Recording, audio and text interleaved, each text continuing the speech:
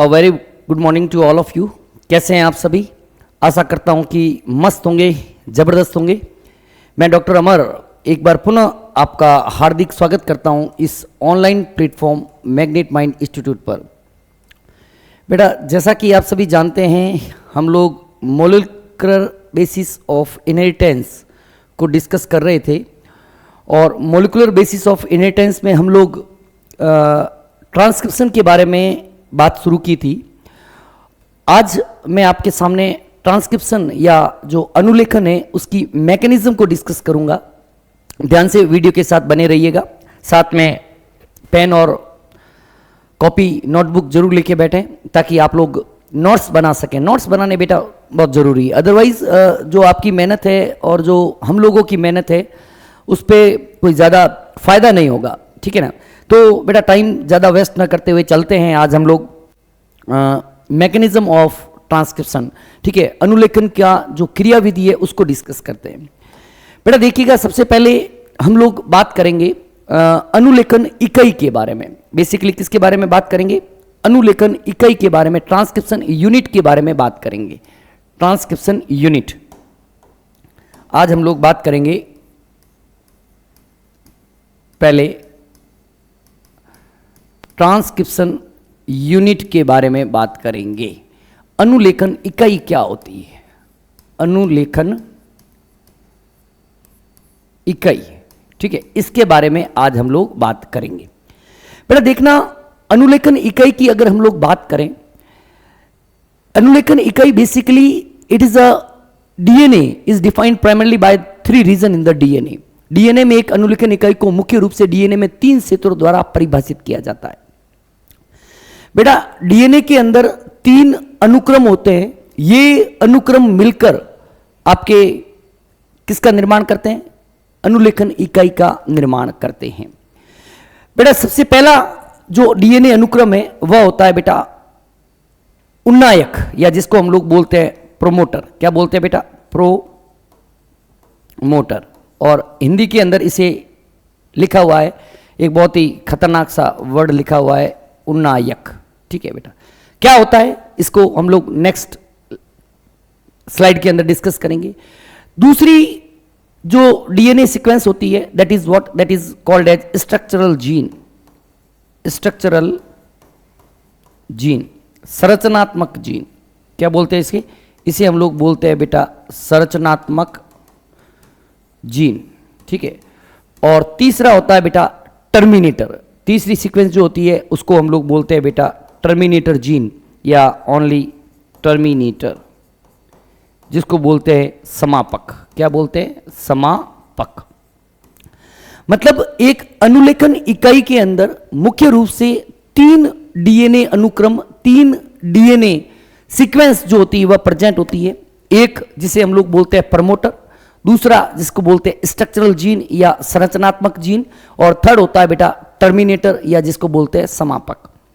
ठीक है बेटा, इनमें हर एक का डीएनए सीक्वेंस जो होता है, न्यूक्लियोटाइड का जो सीक्वेंस होता है वह निश्चित होता है।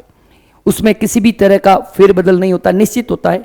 इसका सीक्वेंस भी यही होता है। सबसे पहले प्रमोटर, प्रमोटर के बाद स्ट्रक्चरल जीन, और स्ट्रक्चरल जीन के बाद क्या होता है? टर्मिनेटर होता है। ये खुद क्या होता है इसको हम लोग आगे जैसे जैसे आगे की तरफ बढ़ेंगे वैसे बढ़ाएंगे। बिल्कुल हम लोग कहते हैं ना सीढ़ियों की तरह चलेंगे, छलांग नहीं लगाएंगे। एक एक टॉपिक को, एक एक चीज को अच्छे तरीके से डिस्कस करेंगे, बेफिक्र रहिएगा। अब देखो बेटा, the promoter and terminator flank the structural gene in a transcription unit. क्या कहा हमने कि प्रमोटर और टर्मिनेटर जो है, प्रमोटर और टर्मिनेटर जो है वो स्ट्रक्चरल जीन को फ्लैंक करके रखते हैं। फ्लैंक का मतलब होता है बेटा, क्या होता है कि जीन के ये जो प्रमोटर और ये जो टर्मिनेटर है, प्रमोटर और टर्मिनेटर जो है, ये है प्रमोटर और ये है बेटा टर्मिनेटर। ये क्या है बेटा? टर्मिनेटर। ठीक है। ये क्या होते हैं बेटा? स्ट्रक्चरल जीन के दोनों तरफ स्थित होते हैं। स्ट्रक्चरल जीन के दोनों तरफ स्थित होते हैं। ये अभी हमने कहा कि the promoter and terminator flank the structural gene in a transcription unit. The promoter is said to be located upwards. ध्यान रखना बेटा, अगर स्ट्रक्चरल जीन के इधर की तरफ हम लोग आ रहे हैं तो दैट इज व्हाट, अगर स्ट्रक्चरल जीन के, ये मैं कह रहा हूं स्ट्रक्चरल जीन है, ये क्या है बेटा, स्ट्रक्चरल जीन है। तो इसके इधर की तरफ की सीक्वेंस को हम लोग बोलेंगे बेटा अपवार्ड। क्या बोलेंगे, अपस्ट्रीम। क्या बोलेंगे, अपस्ट्रीम, अपस्ट्रीम, ठीक है। और इसके इधर की तरफ को हम लोग क्या बोलेंगे बेटा, डाउन स्ट्रीम। क्या बोलेंगे बेटा, डाउन स्ट्रीम। ये चीज ध्यान रखिएगा, बहुत इंपॉर्टेंट चीज बता दी मैंने। क्या यहां पे इसको आप लोग भले ही ऐसे बना दो कि ये है स्ट्रक्चरल जीन। क्या है बेटा, स्ट्रक्चरल जीन। और स्ट्रक्चरल जीन के अंदर ध्यान रखिएगा, अगर हम लोग ये 5' और ये 3' ले रहे हैं, ये ले लेता हूं मैं सपोज 5', ये ले लेता हूं 3', ये ले लेता हूं 3' और ये ले लेता हूं 5'। तो बेटा स्ट्रक्चरल जीन के इधर की तरफ की जो सीक्वेंस होती है, स्ट्रक्चरल जीन के इधर की तरफ जो सीक्वेंस होती है 5' की तरफ, उसको बोलेंगे हम लोग अपस्ट्रीम। क्या बोलेंगे बेटा, अपस्ट्रीम। क्या बोलेंगे बेटा, अपस्ट्रीम। और 3' की तरफ वाली को क्या बोलेंगे हम लोग, डाउन स्ट्रीम। क्या बोलेंगे, down stream. Is that clear? ये चीज थोड़ी सी ध्यान रखना कि प्रमोटर की तरफ कि जो प्रमोटर जिस तरफ स्थित है उसे हम लोग अपस्ट्रीम बोलेंगे। प्रमोटर इधर की तरफ होता है तो प्रमोटर की अगर पोजीशन कोई आप लोगों को पूछे तो प्रमोटर कहां प्रेजेंट होता है, प्रमोटर बेटा स्ट्रक्चरल जीन की अपस्ट्रीम साइड के अंदर प्रेजेंट होता है। जबकि जो टर्मिनेटर होता है, जो टर्मिनेटर होता है वह स्ट्रक्चरल जीन के डाउनस्ट्रीम साइड के अंदर प्रेजेंट होता है। क्लियर है? देखिएगा बेटा, ये कह रहा है कि the promoter and terminator flank the structural gene in a transcription unit. Structural gene के दोनों तरफ प्रमोटर और टर्मिनेटर प्रेजेंट होते हैं। The promoter is said to be located toward 5' end of the structural gene. Promoter जो होता है वह स्ट्रक्चरल जीन के 5' की तरफ, और जिसे हम लोग अपस्ट्रीम कहते हैं of the structural gene. The reference is made with the respect to the polarity of coding strand. ये सभी जो है रेफरेंसेस जो है वह कोडिंग स्ट्रैंड के रेफरेंस में 5' और 3', ना कि टेम्पलेट स्ट्रैंड, ठीक है ना, कोडिंग स्ट्रैंड के रेफरेंस में ली जाती है। It is DNA sequence that provide, अच्छा ये हम लोग बाद में करते। एक पॉइंट यहां पे लिखिएगा कि प्रमोटर और टर्मिनेटर की जो पोजीशन है वह आप लोग ध्यान रखना कोडिंग रज्जु की ध्रुवता के संबंध में दर्शाई जाती है। लिख लीजिएगा पॉइंट को इसको कि promoter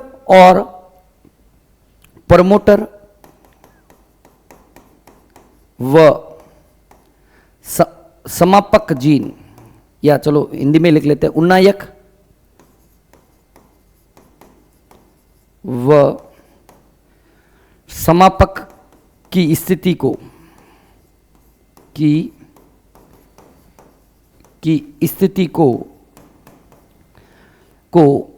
coding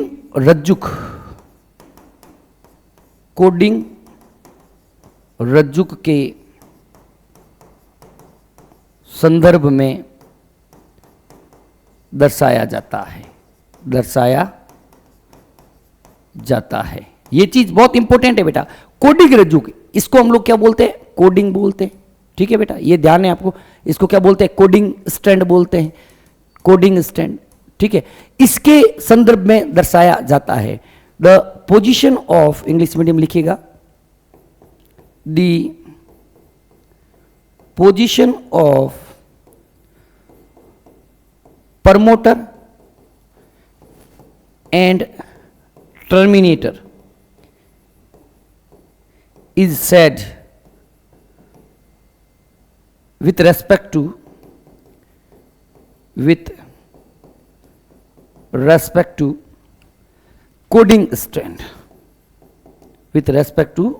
coding strand, coding strand के रेस्पेक्ट के अंदर इनको दर्शाया जाता है, ना कि टेम्पलेट स्टैंड के रेस्पेक्ट के अंदर। अब देखो बेटा प्रमोटर क्या होता है। It is a DNA sequence that provide binding site for RNA polymerase. बेटा जो प्रमोटर होता है ना, प्रमोटर डीएनए के ऊपर उपस्थित वह अनुक्रम है जहां पर आकर आरएनए पॉलीमरेज जुड़ता है, ठीक है।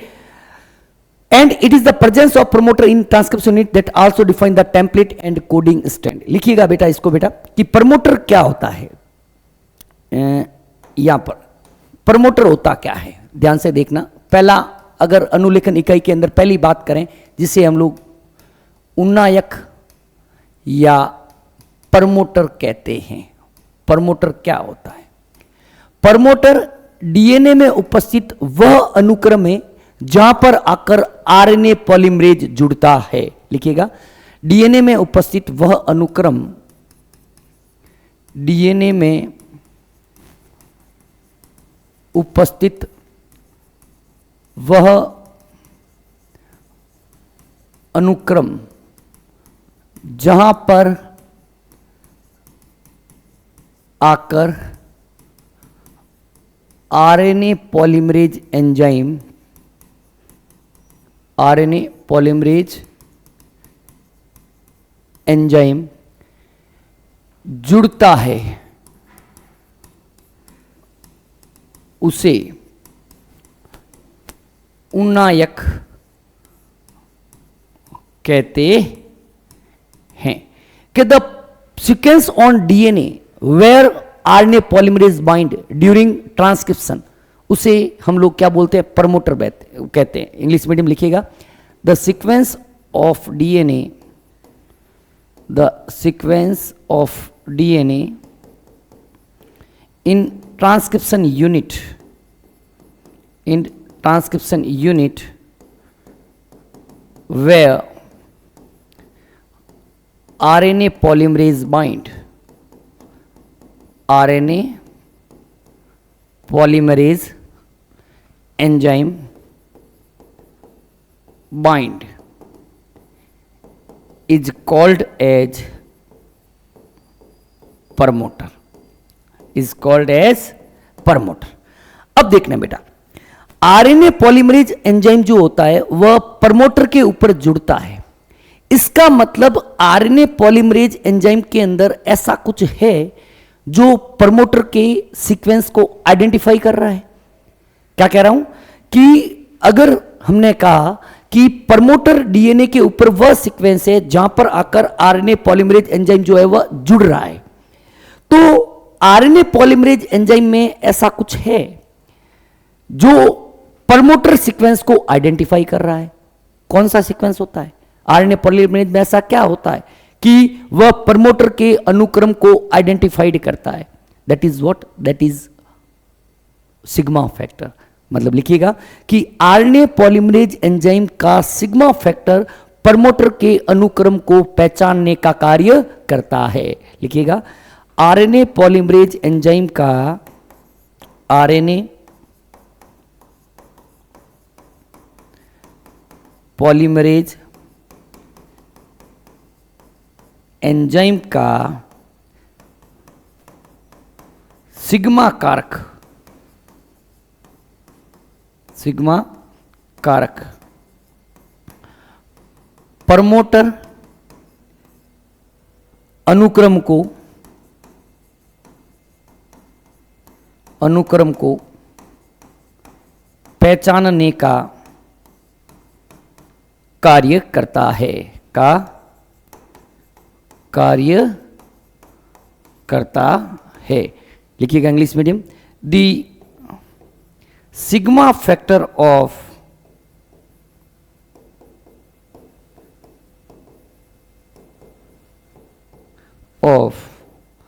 आरएनए पॉलीमरेज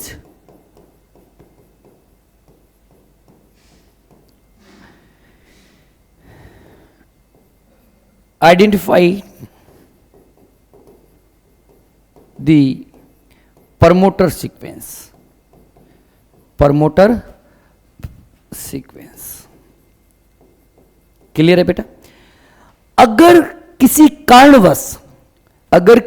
कारणवश आरएनए पॉलीमरेज एंजाइम से सिग्मा फैक्टर को हटा दिया जाए या किसी कारणवश आरएनए पॉलीमरेज एंजाइम से सिग्मा फैक्टर डिस्ट्रॉय हो जाए, डिग्रेड हो जाए, तो आरएनए पॉलीमरेज एंजाइम जो है वह प्रमोटर के ऊपर ना जुड़कर किसी और अनुक्रम पर जुड़ जाएगा।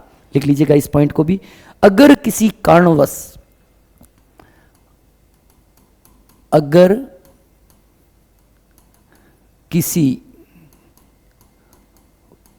कारणवश आरएनए पॉलीमरेज एंजाइम का, आरएनए पॉलीमरेज एंजाइम का सिग्मा कारक खराब हो जाए, विघटित हो जाए,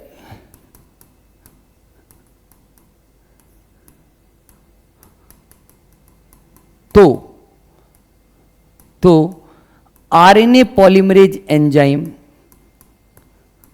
आरएनए पॉलीमरेज एंजाइम, अब उसे हम लोग आरएनए पॉलीमरेज एंजाइम ना कहकर कोर एंजाइम भी कह सकते हैं। लास्ट सेशन के अंदर मैंने बताया कि आरएनए पॉलीमरेज एंजाइम के अंदर दो यूनिट होती है, एक होता है सिग्मा फैक्टर और एक होता है कोर एंजाइम। तो इसे हम लोग क्या बोल सकते हैं बेटा?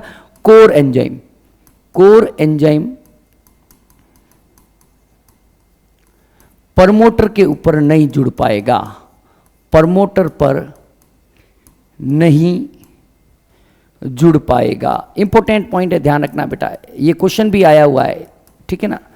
लिखिएगा English medium. If due to any reason, due to any reason, if due to any reason the sigma factor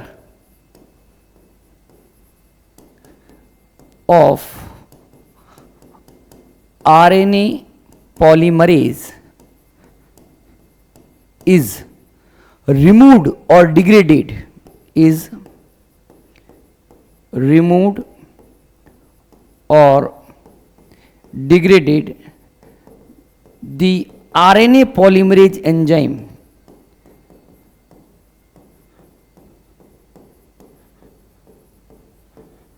or core enzyme do not binds on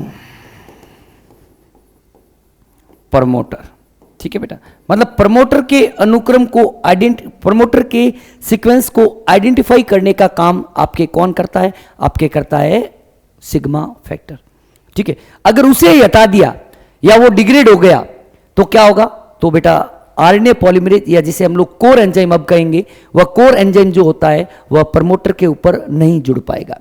एक चीज और लिख लो, प्रमोटर जो होता है वह स्ट्रक्चरल जीन के अपस्ट्रीम साइड या 5' एंड की तरफ उपस्थित होता है। लिखिएगा, प्रमोटर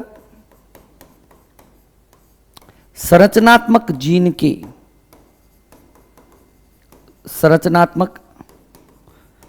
जीन के अपस्ट्रीम या 5' सिरे की तरफ उपस्थित होता है। Promoter is located, promoter is located towards upstream side or 5' end of structural gene। ये बातें बेटा प्रमोटर के बारे में हम लोगों ने की और बहुत अच्छे तरीके से आप लोगों को इन बातों को ध्यान रखना है।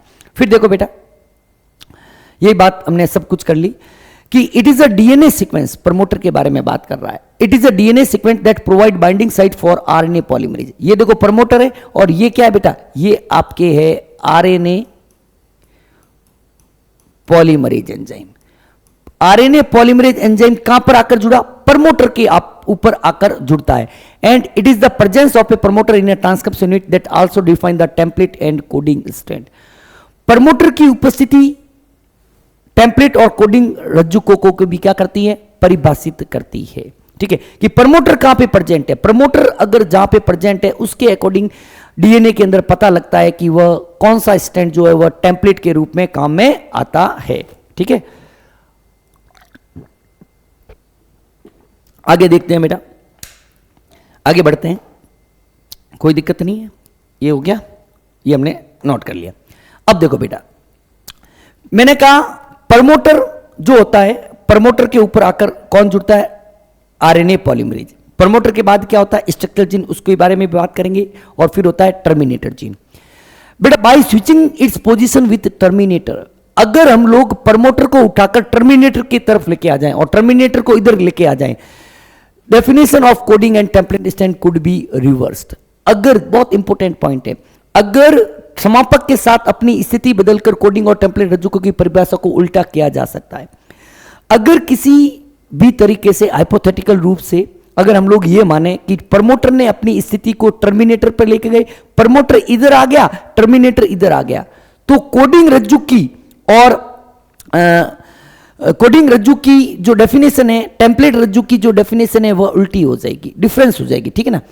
द टर्मिनेटर की बात करें कि the terminator is located toward the 3 end or downstream end of the coding strand and it is usually defined the end of the process of transcription। Terminator coding strand की बात करेंगे, यहां पर अगर हम लोग स्ट्रक्चरल जीन की जगह अपस्ट्रीम साइड की, यहां पर स्ट्रक्चरल जीन की जगह 5 end ऑफ कोडिंग स्ट्रैंड लिख लेते हैं, कोडिंग स्ट्रैंड, ठीक है, 5 ठीक है, संरचनात्मक जीन की जगह कोडिंग स्ट्रैंड की,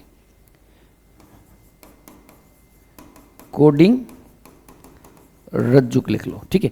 सेकंड बात करते हैं बेटा हम लोग टर्मिनेटर की। टर्मिनेटर क्या होता है? सेकंड है टर्मिनेटर, या जिसको बोलते हैं समापक, टर्मिनेटर। पहली बात तो लिख लेते हैं, यह कहां स्थित होता है बेटा? यह कोडिंग रज्जुक के 3 सिरे या डाउनस्ट्रीम सिरे की तरफ उपस्थित होता है। यह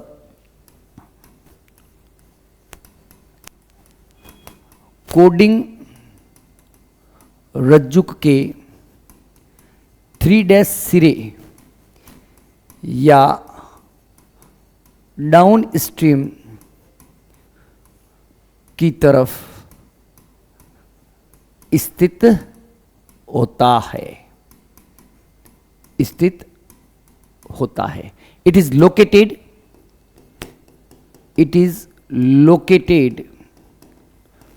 towards 3 end or downstream of coding strand, ठीक है बेटा, कोडिंग स्ट्रैंड। अब देखना बेटा, बेसिकली जब आरएनए पॉलीमरेज एंजाइम यहां पर जुड़ता है तो यहां पे जुड़ने के बाद यहां पर अनुलेखन को स्टार्ट करता है, और जब RNA polymerase enzyme terminator sequence के ऊपर पहुंच जाता है तो अनुलेखन की क्रिया जो होती है वह बंद हो जाती है। क्या हो जाती है बेटा? खत्म हो जाती है। लिखिएगा कि जब आरएनए पॉलीमरेज एंजाइम समापक अनुक्रम पर पहुंचता है और समापक अनुक्रम का अनुलेखन कंप्लीट कर लेता है तो अनुलेखन की क्रिया क्या हो जाती है? बंद हो जाती है। लिखिएगा, जब आरएनए पॉलीमरेज एंजाइम, जब आरएनए पॉलीमरेज एंजाइम समापक अनुक्रम पर पहुंचता है, पर पहुंचकर उसके अनुक्रम का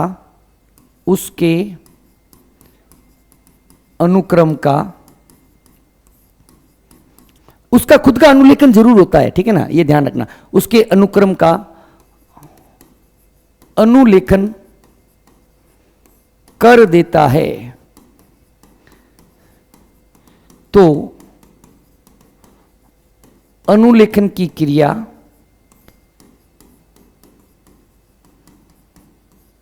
समाप्त हो जाती है, समाप्त हो जाती है। Is that clear? कि जब आरएनए पॉलीमरेज एंजाइम जो होता है वह टर्मिनेटर सीक्वेंस के ऊपर पहुंचता है, और जब टर्मिनेटर सीक्वेंस का आरएनए बना देगा उसके बाद टर्मिनेशन हो जाएगा किसका? ट्रांसक्रिप्शन का। कि व्हेन, इंग्लिश मीडियम लिखिएगा, when RNA polymerase enzyme, when RNA polymerase enzyme reach to terminator and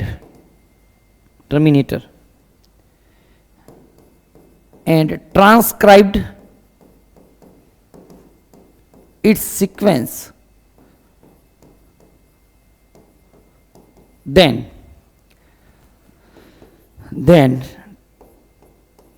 transcription,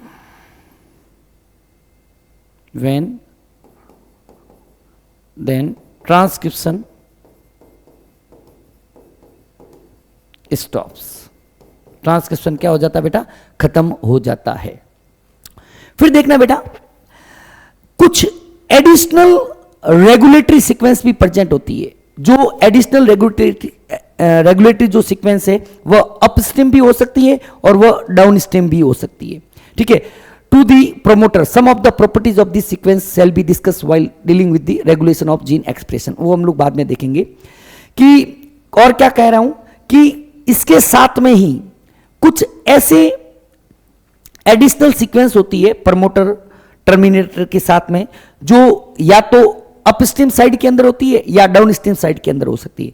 ये क्या करती है? बेसिकली आपके ट्रांसक्रिप्शन की क्रिया को रेगुलेट करने का काम करती है, उनको नियंत्रित करने का काम करती है. इसको हम लोग जब आगे लैक ऑपेरॉन पढ़ेंगे तब और अच्छे डिस्कस करेंगे अच्छे तरीके से.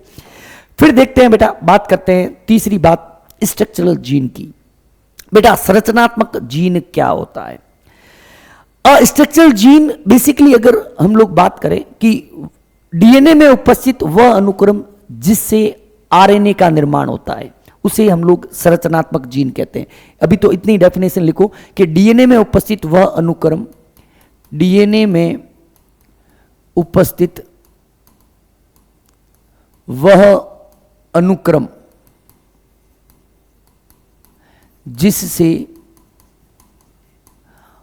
एमआरएनए का निर्माण, या चलो जो भी लिखो आरएनए लिख लो, बनने तो तीनों ही हैं, जिससे आरएनए का निर्माण होता है. निर्माण होता है.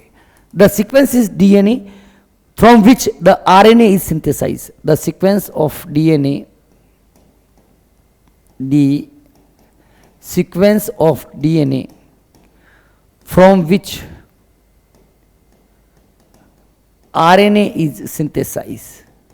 RNA is synthesized is what is called as structural gene.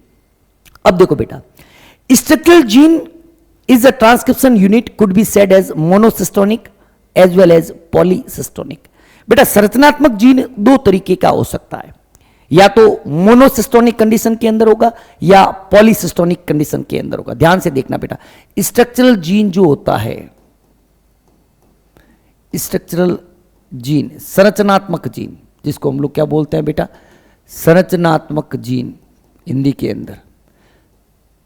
बेटा संरचनात्मक जीन आपके दो तरीके का हो सकता है.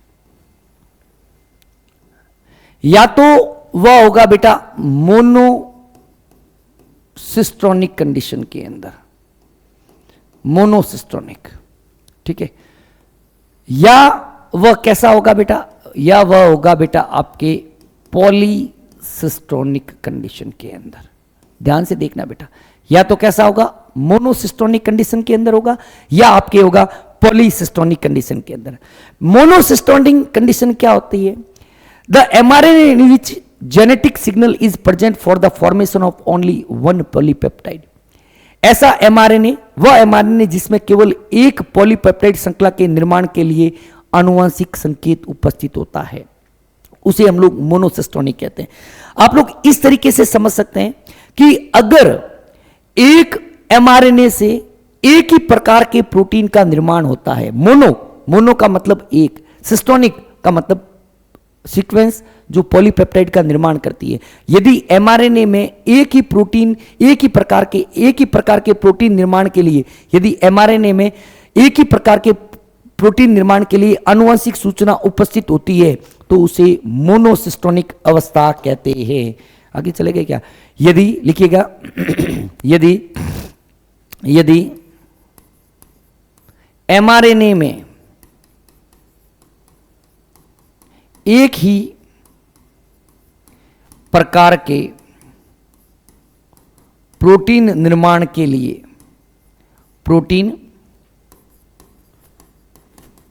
निर्माण के लिए आनुवांशिक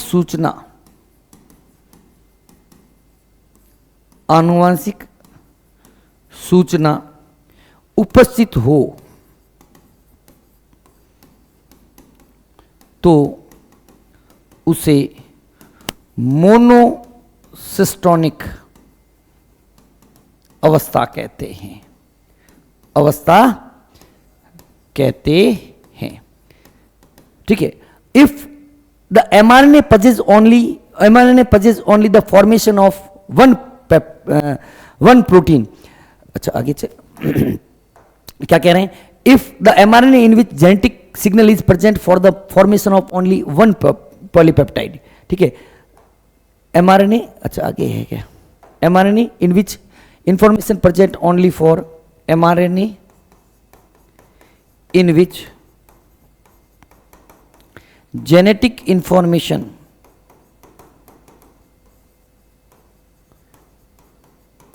is present only for synthesis of one polypeptide, synthesis of one type of protein, then it is what, then it is called as monocystonic condition। बेटा मोनोसिस्टोनिक कंडीशन जो है, it is characteristics features of eukaryotic cell. किसके अंदर देखने को मिलता है बेटा, यूकैरियोटिक जो सेल होती है, जिसे हिंदी में हम लोग ससीम केंद्र की कोशिका कहते हैं। क्या कहते हैं बेटा, ससीम केंद्र की कोशिका, उसके अंदर आपको मोनोसिस्टोनिक कंडीशन देखने को मिलेगी। तो बेटा पॉलीसिस्टोनिक क्या हो जाएगा, यदि एमआरएनए में एक से अधिक प्रकार के प्रोटीन निर्माण के लिए आनुवंशिक सूचनाएं उपस्थित हो तो यह अवस्था पॉलीसिस्टोनिक अवस्था कहलाती है। लिखिएगा, यदि एमआरएनए में एक से अधिक प्रोटीन निर्माण हेतु आनुवंशिक सूचनाएं उपस्थित हो, आनुवंशिक सूचनाएं उपस्थित हो तो उसे पॉलीसिस्टोनिक अवस्था कहते हैं। पॉलीसिस्टोनिक अवस्था कहते हैं। mRNA in which the genetic information is present for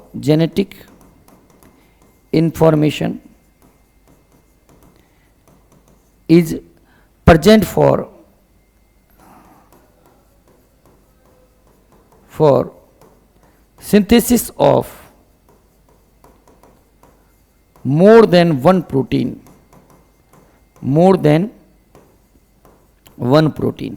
then it is what, then it is called as पॉलीसिस्टोनिक condition. और ये बेटा जो होता है वह पॉलीसिस्टोनिक कंडीशन जो होती है, पॉलीसिस्टोनिक कंडीशन, अरे एक मिनट बेटा, उल्टा लिख लिया हमने, उल्टा लिख दिया बेटा, यहाँ पर ये यहाँ पे उल्टा लिख लिया। ये होता है एक ही प्रकार का जो होता है, एक ही प्रकार का मोनोसिस्टोनिक जो होती है, सही उल्टा क्या, सही लिखा ना बेटा, उल्टा क्या, ठीक है। ये जो होती है ये आपको प्रोकैरियोटिक सेल के अंदर देखने को मिलती है, प्रोकैरियोटिक सेल के अंदर, जिसको बोलते हैं बेटा असीम केंद्र की कोशिका। सही लिखा है बेटा, पी से पी मिलाना है बस, अभी और हमें आगे बताते हैं बेटा। सिंपल वर्ड में समझो, सिंपल तरीके से समझाता हूं। ये तो हो गई किताबी लैंग्वेज, मैं बिल्कुल सिंपल तरीके से बताता हूं। मोनोसिस्टोनिक इधर लिखना बेटा पॉलीसिस्टोनिक। किताबी लैंग्वेज के अंदर आपको फंसना नहीं है। पहले तो इसका एग्जाम्पल देख लो, एग्जाम्पल ध्यान रखो। इधर आया पी, ये क्या आया बेटा पी, तो पी से पी मिलाना, ये किस में होगा बेटा, प्रोकैरियोट्स के अंदर। ये किस में होगा, प्रोकैरियोट्स के अंदर। क्लियर है बेटा। तो ये किसके अंदर हो जाएगा, ये हो जाएगा आपके यूकैरियोट्स के अंदर। कोई दिक्कत नहीं, कोई एग्जाम्पल रटने की जरूरत नहीं है कि कौन सा किस में होगा। पी से पी मिलाना है।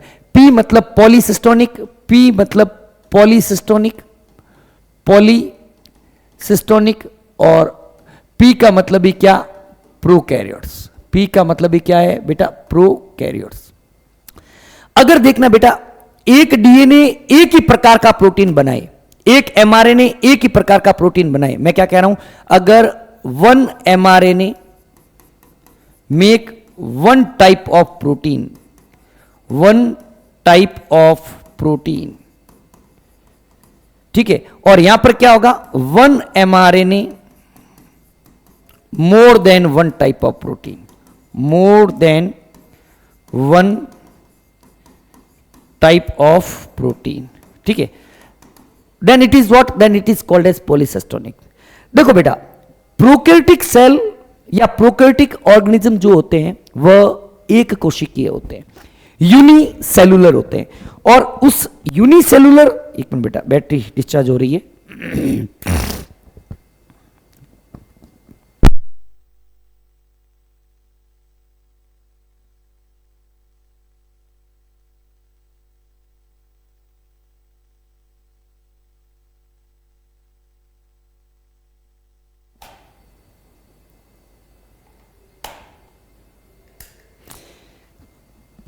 प्रोकैरियोटिक सेल एक कोशिकीय, प्रोकैरियोटिक जीव जो होते हैं वह एक कोशिकीय होते हैं, और एक ही कोशिका को सब कुछ काम करना है, तो वह यह कोशिश करेगी कि एक ही डीएनए से, एक ही एमआरएनए से उसके द्वारा ज्यादा से ज्यादा प्रकार के प्रोटीन का निर्माण किया जा सके। तो उसके अंदर पॉलीसिस्टोनिक अवस्था दे दी, मतलब अगर एक ही एमआरएनए, वह एक एमआरएनए ही कई सारे जो है वह प्रोटीन का निर्माण कर रहा है। लेकिन यूकैरियोटिक के अंदर मल्टी सेलुलर स्टेज है, बहुत सारी सेल्स पड़ी है, अलग अलग प्रकार के टिश्यूज का फॉर्मेशन होता है, कोई टिश्यू अलग काम करता है, कोई ऑर्गन अलग काम करता है, कोई टिश्यू और अलग काम करता है, तो हर एक जगह सेम प्रकार के प्रोटीन नहीं बनेंगे, जहां पर जरूरत होगी वही बनेंगे। तो वहां पर क्या होगा, एक एमआरएनए से एक ही प्रकार के प्रोटीन का निर्माण होता है। क्लियर है बेटा, यह चीज आपके क्लियर होनी चाहिए, ठीक है बेटा। यह चीज हमने, ये क्या अटा, क्या समापक, ये अटा क्या है, क्यों अटा भाई, समापक, ठीक है ना। देखते हैं आगे की तरफ बढ़ते हैं बेटा। ये हो गया, ये हो गया। अब देखो बेटा, ये हमने कर लिया, क्या मोनोसिस्टोनिक कर लिया, पॉलीसिस्टोनिक, ये देखो बेटा बहुत शानदार बताया। ये मैं कह रहा हूं ये एमआरएनए, और ये क्या है, प्रोटीन है। एक एमआरएनए से एक ही प्रकार का प्रोटीन बना, एक एमआरएनए से एक ही प्रकार का प्रोटीन बना, कौन सी अवस्था आ जाएगी, मोनोसिस्टोनिक। एक एमआरएनए से, ये एक एमआरएनए है, और इस एक एमआरएनए से आप देख रहे हो ये बना प्रोटीन ए, ये बना आपके प्रोटीन बी, और ये बना आपके प्रोटीन सी। तो इसको क्या बोलेंगे, इसको बोलेंगे पॉलीसिस्टोनिक स्टेज, पॉलीसिस्टोनिक कंडीशन, जो प्रोकैरियोट्स के अंदर देखने को मिलती है। ये आपके क्या हो जाएगी, ये हो जाएगी बेटा मोनोसिस्टोनिक, मोनोसिस्टोनिक स्टेज या अवस्था, और ये क्या हो जाएगी बेटा, इसको बोलेंगे हम लोग पॉलीसिस्टोनिक। क्या बोलेंगे बेटा, पॉलीसिस्टोनिक। क्लियर है, आगे बढ़े बेटा, आगे देखते हैं बेटा। अब हम लोग ट्रांसक्रिप्शन को शुरू करते हैं बेटा। ट्रांसक्रिप्शन के अंदर, अनुलेखन के अंदर सबसे पहला स्टेप जो होता है उसको हम लोग बोलते हैं इनिशिएशन या आरंभन। बेटा आरंभन के अंदर क्या होगा कि डीएनए के ऊपर जो प्रमोटर साइट होती है वहां पर आकर आरएनए पॉलीमरेज एंजाइम जो है वह जुड़ता है, ठीक है। DNA has a promoter site where RNA polymerase bind and terminator site where transcription stop. Promoter site वहां होती है जहां पर अनुलेखन की क्रिया शुरू होगी, मतलब कहते हैं स्ट्रक्चर जिनसे शुरू होती है, अपन यही मान लेते हैं, वहां पर यूं कह सकते हैं कि आरएनए पॉलीमरेज आकर जुड़ता है, और टर्मिनेटर वह अनुक्रम है जहां से आरएनए पॉलीमरेज अपना काम बंद कर देगा, अनुलेखन खत्म हो जाएगा। The sigma factor recognize the promoter site of DNA. हमने पहले भी बता चुका हूं मैं कि आरएनए पॉलीमरेज एंजाइम का जो सिग्मा कारक होता है वह प्रमोटर अनुक्रम को आइडेंटिफाई, पहचानने का काम करता है। With the help of sigma factor, RNA polymerase enzyme attached to a specific site of DNA called promoter site. ठीक है, कोई दिक्कत नहीं, ये सब चीजें हमने कर ली. अब देखो बेटा, प्रमोटर की बात करें, थोड़ा सा आउट ऑफ एनसीईआरटी है, थोड़ा सा मैं आपका इंटरेस्ट पैदा करने के लिए. In prokaryotic before the 10 nitrogen base from the starting point, a sequence of 6 base pair is present on DNA which is called as Pribnow box. बेटा प्रोकैरियोट्स के अंदर क्या होता है कि जो स्टार्टिंग पॉइंट होता है उससे पहले कुछ 10 नाइट्रोजन बेस पहले एक 6 नाइट्रोजन सारकों का एक क्रम होता है जिसको बोलते हैं टाटा 80. क्या बोलते हैं? टाटा 80. किस इसको कहा जाता है? प्रिब्नो बॉक्स. क्या बोलते हैं? प्रिब्नो. वापिस पी से पी मिला ना, ये किसकी बात कर रहा है? प्रोकैरियोट्स की बात कर रहा है. ठीक है, प्रोकैरियोट्स की बात कर रहा है. स्टार्टिंग पॉइंट से 10 नाइट्रोजन सार पहले एक 6 नाइट्रोजन सारकों का एक निश्चित अनुक्रम उपस्थित होता है, टाटा 80, जिसे हम लोग प्रिब्नो बॉक्स कहते हैं. जबकि यूकैरियोट के अंदर स्टार्टिंग पॉइंट से 7 नाइट्रोजन बेस पहले, नहीं सॉरी 20 नाइट्रोजन बेस पहले 7 का एक क्रम होता है. या तो होगा वह टाटा AA या टाटा ट्रिपल ए या टाटा टेट, जिसको हम लोग क्या बोलेंगे? टाटा बॉक्स या हॉगनेस बॉक्स कहते हैं. कोई दिक्कत नहीं है, एनसीईआरटी ने नहीं दे रखा है, फिर भी अगर आप लोग अगर याद करना चाहें तो कर सकते हैं. सिंपल सी बात कही, क्या कही है हमने कि देख लो, इसको शॉर्ट नोट्स के रूप में लिख लेते हैं कि ये मैं कह रहा हूं स्टार्टिंग पॉइंट. कई बच्चे होते हैं ना जो आउट ऑफ एनसीईआरटी भी पढ़ना पसंद करते हैं, हालांकि मैं तो बिल्कुल मना ही करता हूं, आउट ऑफ एनसीईआरटी आपको पढ़ना ही नहीं है, क्योंकि एनटीए या कोई भी एग्जाम एजेंसी जो है, जो एग्जाम लेती है, वो आउट ऑफ एनसीईआरटी पूछ भी नहीं सकती. बिल्कुल सुप्रीम कोर्ट का ऑर्डर है, और फिर भी अगर आप लोग पढ़ना चाहें तो हम तो पढ़ाने के लिए तैयार हैं. ठीक है ना, लेकिन आते नहीं है क्वेश्चन बेटा. देखो बेटा क्या है, स्टार्टिंग पॉइंट से 10 नाइट्रोजन सार पहले और इधर ले लेते हैं 20 नाइट्रोजन सार पहले,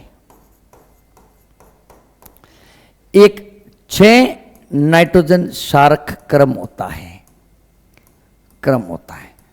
और इधर कितना होता है बेटा? 7 नाइट्रोजन क्षारक क्रम. 6 कौन सा होता है बेटा? टाटा 80, और 7 वाला कौन सा होता है? टाटा, ये तो हो जाएगा बेटा टाटा 80 और टाटा ट्रिपल ए या टाटा टेट, टाटा ट्रिपल ए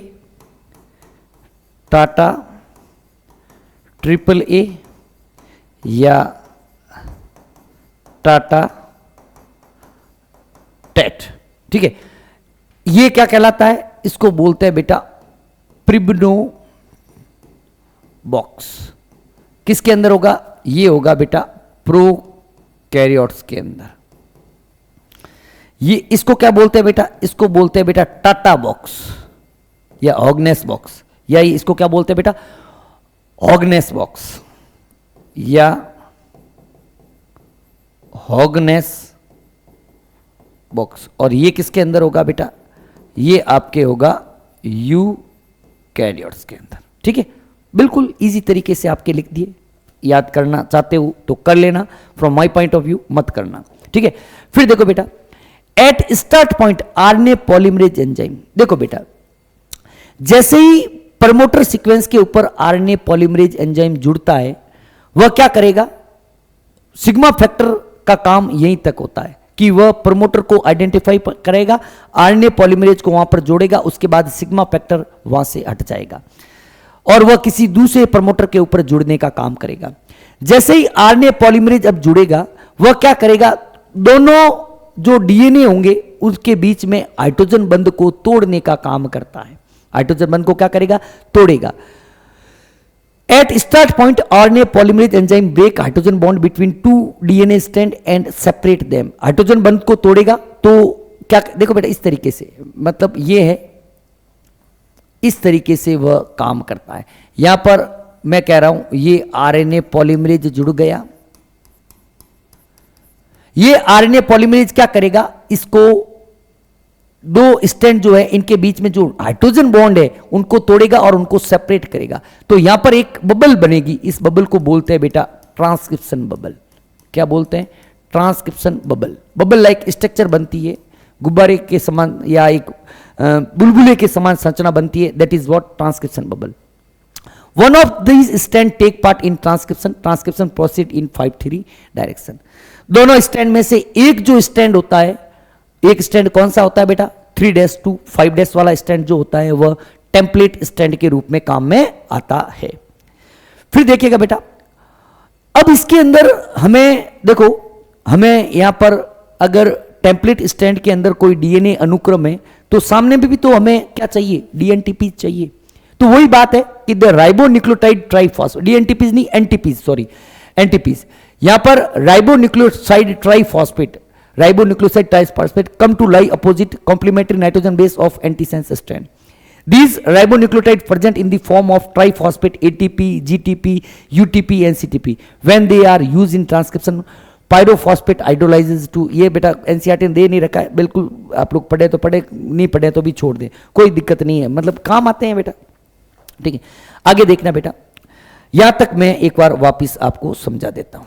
देखो क्या हुआ, इनिशिएशन, पहला स्टेप क्या है? इनिशिएशन, इनिशिएशन या जिसको बोलते हैं आरंभन। जितना एनसीईआरटी ने दे रखा है मैं उतना ही समझाऊंगा, ठीक है ना बेटा। बेटा क्या होता है कि ये है आपके डीएनए, ये रहा 5', ये रहा 3', ये रहा 3 और ये रहा 5'। अब मैं प्रमोटर के लिए लिखूंगा वर्ड पी, ये हो गया स्ट्रक्चरल जीन और ये हो गया टर्मिनेटर। स्ट्रक्चरल जीन के लिए लिखता हूं मैं एसजी। ठीक है, सबसे पहले क्या होगा बेटा कि सबसे पहले आपके, एक मिनट, सबसे पहले आपका जो आरएनए पॉलीमरेज एंजाइम है, यह RNA polymerase enzyme sigma factor की सहायता से, ये आरएनए पॉलीमरेज जो एंजाइम है ना, RNA polymerase enzyme with the help of sigma factor, with the help of sigma factor, ये क्या करता है? ये आकर प्रमोटर के ऊपर जुड़ने का काम करता है। क्या किया इसने? कुछ भी नहीं किया बेटा, कि प्रमोटर के ऊपर आकर जुड़ गया। 5', 3' 3' और ये 5', ये आपके प्रमोटर, ये आपके स्ट्रक्चरल जीन और ये आपके टर्मिनेटर। ठीक है, क्या हुआ कि जो आरएनए पॉलीमरेज, इसको मैं बताऊंगा आरएनए पॉलीमरेज, और आरएनए पॉलीमरेज के साथ में इस चीज को दर्शाने के लिए मैं यहां पर एक इसको बता देता हूं इस तरीके से। ये क्या है बेटा? Sigma factor. ठीक है, ताकि आप लोगों को समझ में आए कि आरएनए पॉलीमरेज एंजाइम का जो सिग्मा फैक्टर है उसकी सहायता से यह जो आरएनए पॉलीमरेज एंजाइम है वह प्रमोटर के ऊपर जुड़ गया। इसके बाद क्या होगा कि इसके बाद यह आरएनए पॉलीमरेज एंजाइम दोनों डीएनए स्ट्रैंड के बीच में उपस्थित हाइड्रोजन बंधों को तोड़ता है और डबल स्टैंडर्ड डीएनए को सेपरेट करने का काम करता है। क्या हुआ देखिएगा इधर कि ये, सॉरी, इसने क्या किया, यहां पर इस तरीके से ये रहा 5', 3' 3' और 5'। क्या हुआ बेटा कि ये जो आरएनए पॉलीमरेज, अभी तक यहां पर कौन जुड़ा हुआ है? अभी तक आपके सिग्मा कारक जुड़ा हुआ है। इसने क्या किया? हाइड्रोजन बंधों को तोड़ा, डबल स्टैंडर्ड बीच में हाइड्रोजन ब्रेक करेगा। क्या करेगा? RNA polymerase enzyme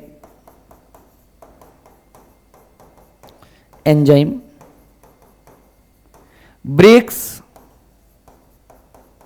hydrogen bond between DNA and separate both strand, separate both strand। Clear है कहानी? अब हम लोग इसको बिल्कुल एनसीईआरटी वाली जितना दे रखा है वो मैंने समझा दिया। इसको हम लोग लिखते हैं। इनिशिएशन में क्या होता है, सर्वप्रथम या लिखिएगा सबसे पहले आरएनए पॉलीमरेज एंजाइम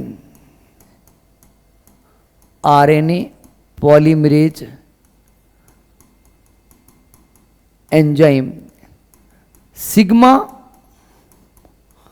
कारक की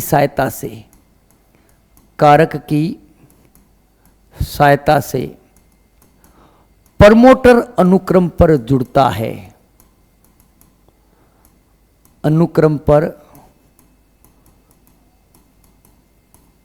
जुड़ता है। जुड़ने के पश्चात यह एंजाइम द्विरज्जुकी डीएनए के मध्य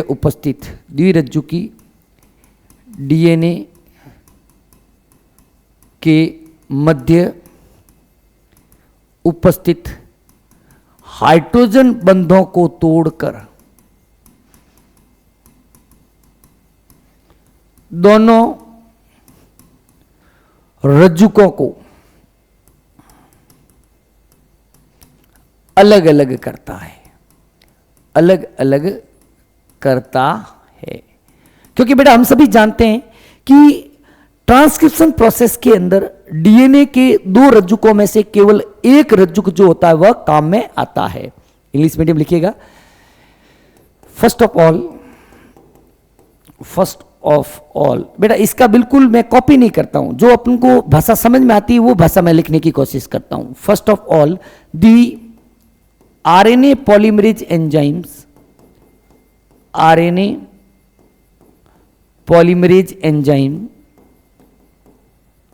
binds on promoter sequence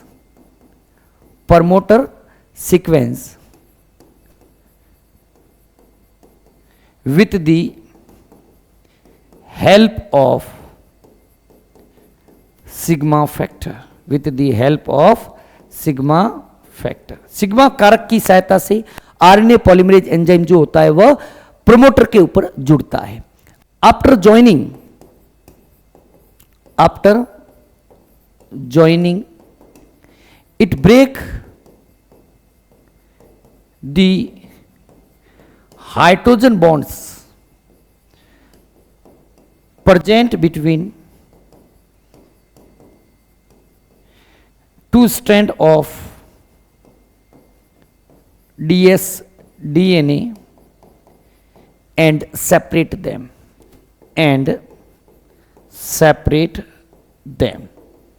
ठीक है। और क्या बनता है, एक ट्रांसक्रिप्शन बबल बनता है। फिर ठीक है बेटा, यहां तो कोई दिक्कत नहीं। मैंने यही बताया कि सबसे पहले क्या हुआ, सबसे पहले RNA polymerase enzyme sigma factor की सहायता से इसके ऊपर जुड़ गया और उसके बाद दोनों स्ट्रैंड के बीच में जो हाइड्रोजन बॉन्ड है उसको तोड़ देगा और एक इस तरीके की स्ट्रक्चर आपके सामने आएगी। पहले हम लोग स्लाइड से पढ़ेंगे, उसके बाद कुछ चीजें। अब देखो बेटा, दूसरा जो स्टेप होता है, दूसरा स्टेप जिसको बोलते हैं इलोंगेशन, या हिंदी के अंदर इसको बोलते हैं दीर्घीकरण। इलोंगेशन के अंदर क्या होता है,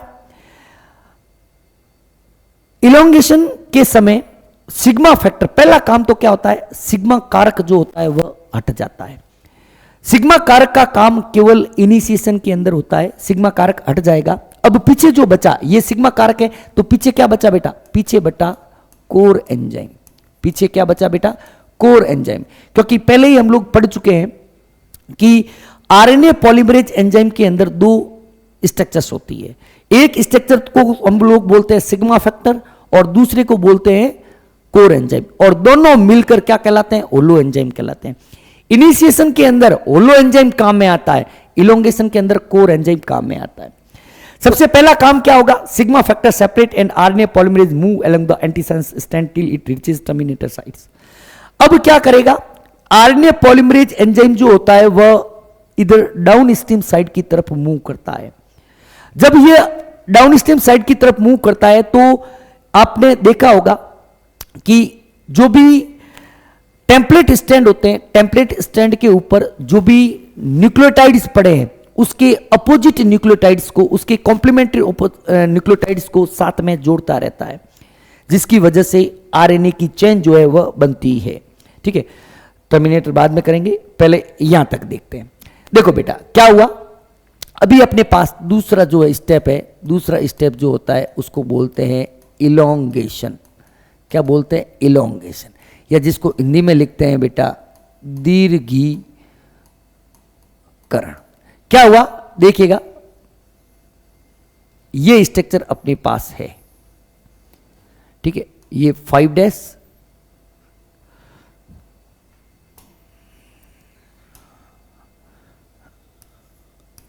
और ये 3', ये 3', ये 5'। क्या हुआ बेटा, ये रहा आपका आरएनए पॉलीमरेज एंजाइम, और आरएनए पॉलीमरेज एंजाइम के साथ में ये रहा सिग्मा। ठीक है, ये क्या है बेटा? सिग्मा फैक्टर, सिग्मा फैक्टर है। और ये क्या है? ये आपके है कोर एंजाइम, और इन दोनों को हम लोग क्या बोलते हैं बेटा? होलो एंजाइम बोलते हैं। ठीक है, अब सबसे पहला काम क्या होगा? सबसे पहला काम सिग्मा कारक यहां से हट जाता है, sigma factor remove, sigma factor removes. Sigma का फैक्टर जो है वह हट गया। सिग्मा कारक हटने के साथ साथ आरएनए पॉलीमरेज एंजाइम जो होता है वह डाउन स्ट्रीम साइड की तरफ बढ़ता है, and sigma factor remove and core enzyme moves toward downstream side, down stream. ठीक है बेटा, क्या हुआ देखना,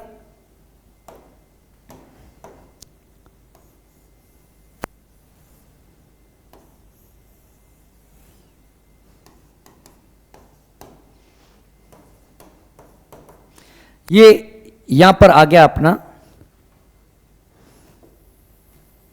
ये अब क्या है? Core enzyme. अब क्या होगा?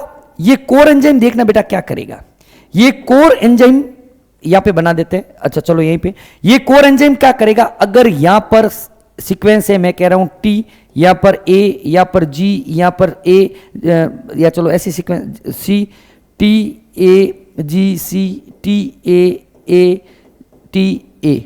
ठीक है, तो क्या करेगा बेटा? एक आरएनए की चेन बनाएगा।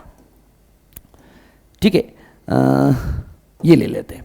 तो क्या करेगा? यहां से एक आरएनए की चेन बनाएगा। आरएनए का 5' सिरा बाहर की तरफ होगा, टी है तो टी के सामने क्या जोड़ देगा? ए जोड़ देगा, ए है ए के सामने यू जोड़ देगा। इस तरीके से इलोंगेशन होता रहेगा और आगे की तरफ बढ़ता रहेगा। देखो बेटा कुछ इस प्रकार से आगे की तरफ बढ़ता रहेगा।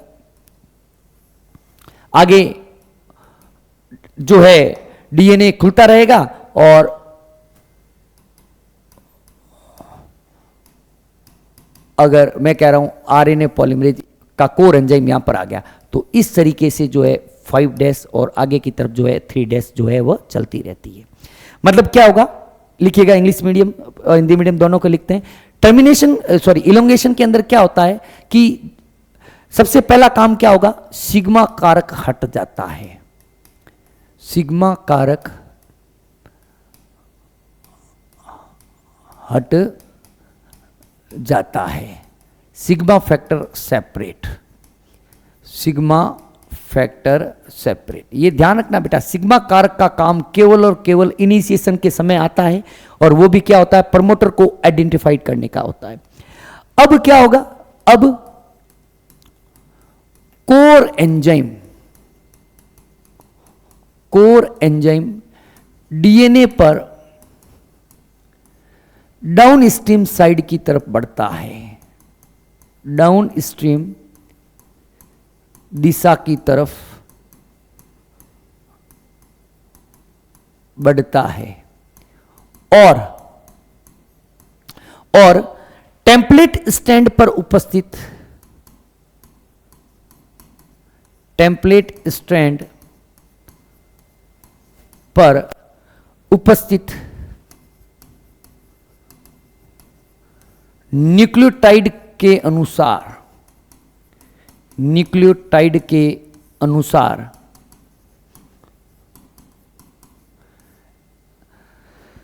नए न्यूक्लियोटाइड के अनुसार नए न्यूक्लियोटाइड को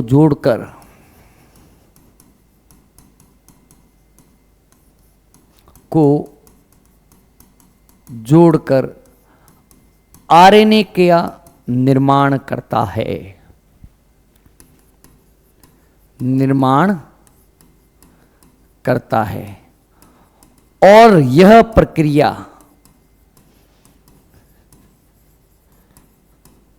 निरंतर चलती रहती है,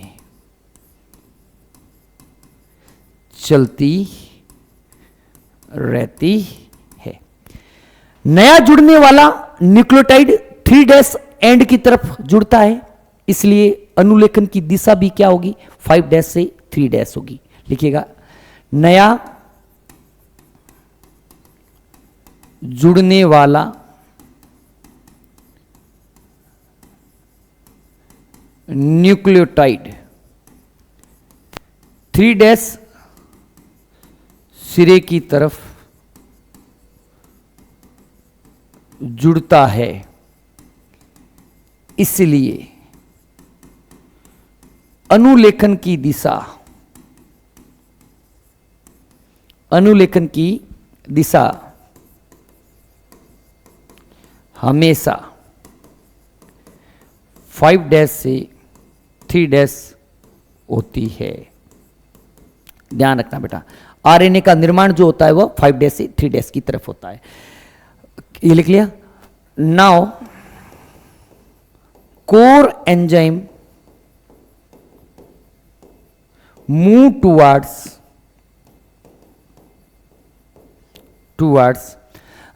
towards downstream side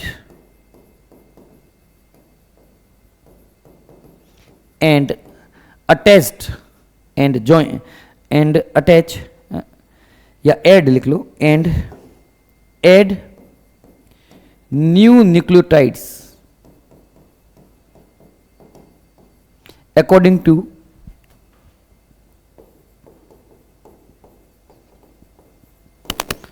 complementary rule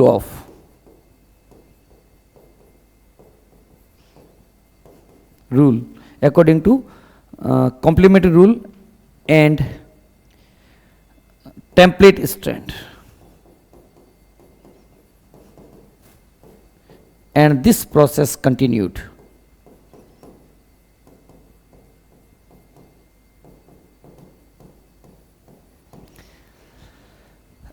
Newly added nucleotide is added at, बेटा ग्रामेटिकल एरर अगर होती है उसको नजरअंदाज करना, मेरा मानना है कि आप लोग कॉन्सेप्ट को क्लियर करो, भाषा की समझने की कोशिश करना, ठीक है। Concept clear, new added nucleotide is added at 3' end so that the direction of transcription is always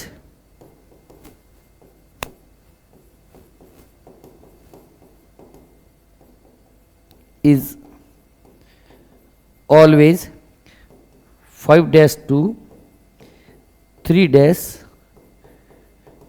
direction. Clear है बेटा, कोई दिक्कत नहीं है। आगे बढ़ते हैं। अब बात करते हैं कि जब आरएनए पॉलीमरेज डाउनस्ट्रीम साइड के अंदर आगे की तरफ बढ़ेगा तो आगे तो टर्मिनेटर साइट प्रेजेंट है, हम सभी जानते हैं। आगे क्या पढ़ा, देखो बेटा कि हमने पहले भी देख रखा है कि ये होता है प्रमोटर, ये होता है स्ट्रक्चरल जीन और ये होता है टर्मिनेटर। तो आरएनए पॉलीमरेज का कोर एंजाइम जैसे जैसे आगे बढ़ता है और वह आरएनए की चेन को बनाता है तो अंततः वह टर्मिनेटर के ऊपर पहुंचेगा। तो when RNA polymerase enzyme reaches at terminator site it separate from DNA template. तो क्या होगा, टर्मिनेटर पर पहुंचकर जैसे ही पहुंचता है तो आरएनए पॉलीमरेज का कोर एंजाइम जो है वहां से अलग हो जाएगा और क्या हो जाएगा, ट्रांसक्रिप्शन का अंत हो जाएगा। ठीक है। In most cases RNA polymerase enzyme can recognize the terminator site and stop the synthesis of RNA chain, but in prokaryote it is recognize the terminator site with the help of Rho factor. बेटा यहां पर NCERT ने भी एक चीज लिख रखी है कि टर्मिनेशन के लिए रो फैक्टर काम में आता है. In most cases RNA polymerase enzyme can recognize the terminate site and stop the synthesis. अधिकांश केसों के अंदर, अधिकांश केस के अंदर क्या होता है, आरएनए पॉलीमरेज एंजाइम खुद टर्मिनेटर सीक्वेंस को आइडेंटिफाई करता है और जब उसका अनुलेखन कर लेगा, टर्मिनेटर सीक्वेंस का ट्रांसक्रिप्शन कर लेगा, उसका आरएनए बना देगा, तो ट्रांसक्रिप्शन को ऑफ कर देगा. लेकिन प्रोकैरियोट्स के अंदर, टर्मिनेशन के अंदर यहां पर एक विशेष प्रकार का कारक काम में आता है. उस कारक को हम लोग बोलते हैं रो फैक्टर. क्या बोलते हैं? Rho factor. ठीक है. Rho factor is a specific protein which helps RNA polymerase enzyme to recognize the terminator sites. Rho factor जो होते हैं विशेष प्रकार के प्रोटीन होते हैं जो आरएनए पॉलीमरेज एंजाइम को टर्मिनेटर सीक्वेंस को आइडेंटिफाई करवाने का काम करते हैं. ये चलो बाद में करेंगे बेटा. यहां पर इसको हम लोग बनाते हैं. क्या होगा? थर्ड है, देखना बेटा, समापक. नहीं, हिंदी में क्या बोलते हैं भाई? समापन बोलते हैं. समापन. तीसरा स्टेप जो होता है वह समापन, या जिसको बोलते हैं टर्मिनेशन. देखो बेटा क्या हुआ,